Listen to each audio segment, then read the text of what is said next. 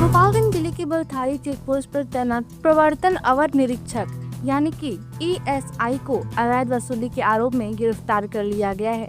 यह कार्रवाई पुलिस अधीक्षक विनय तिवारी के निर्देश पर सदर SDPO प्रांजल और कुचायकोट थाना पुलिस की संयुक्त टीम ने की है। मामले के अनुसार पंजाब के ट्रक चालक हरप्रीत सिंह ने शिकायत की थी कि मैकेनिकल जांच के नाम पर उससे 400 रुपए की मांग की गई। पैसा देने से इनकार करने पर उसे धमकाया गया। शिकायत मिलते ही SP खुद बलथरी चेक पोस्ट पहुँचे और औचक निरीक्षण किया। जांच में आरोप सही पाए जाने के बाद मौके पर तैनात ESI हेमंत कुमार प्रसाद को गिरफ्तार कर लिया गया। पुलिस द्वारा जारी प्रेस विज्ञप्ति के मुताबिक गिरफ्तार अधिकारी हेमंत प्रसाद पश्चिम चंपारण जिले के गोनाहा के निवासी हैं और उनकी तैनाती UP बिहार सीमा से सटे बलथरी चेक पोस्ट पर थी। पूछताछ के बाद उन्हें न्यायिक हिरासत में जेल भेजने की प्रक्रिया शुरू कर दी गई है।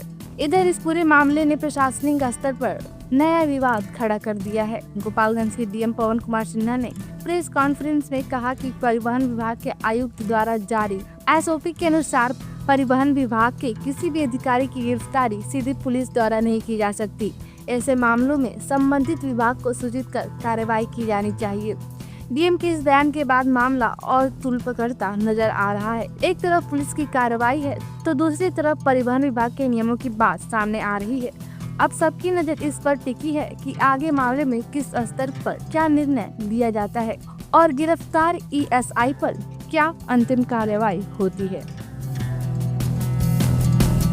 डेढ़ घंटा पहले ट्रांसपोर्ट कमिश्नर साहब से बात हुई थी।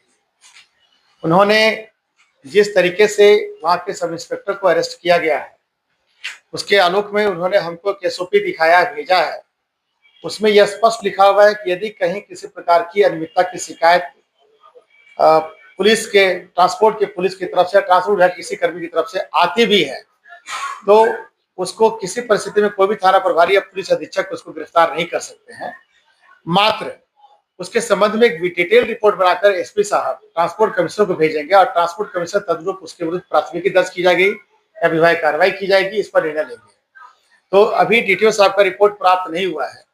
जैसे रिपोर्ट हमको डिटेल रिपोर्ट प्राप्त होती है तो हम उस पर सबसे पहले SOP के अनुपालन के संबंध में अपने पुलिस अधीक्षक महोदय से पूछेंगे, जो कि निर्देश प्राप्त हुआ ट्रांसपोर्ट कमिश्नर साहब का भी, और इसी आशय का प्रतिवेदन हम बना करके ट्रांसपोर्ट कमिश्नर को भेजेंगे। यही अद्यतन स्थिति है।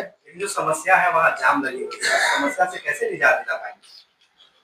देखिए, जब तक डिटेल रिपोर्ट हम भेज नहीं देते, हम इस समस्या के निदान के संबंध में जो भी आदेश आएगा और ट्रांसपोर्ट कमिश्नर साहब के स्तर से आएगा, अब वो आएगा DTO साहब को, हमको नहीं आएगा, क्योंकि समस्या सृजित की गई है। समस्या अपने आप उत्पन्न या कोई आपदा नहीं थी।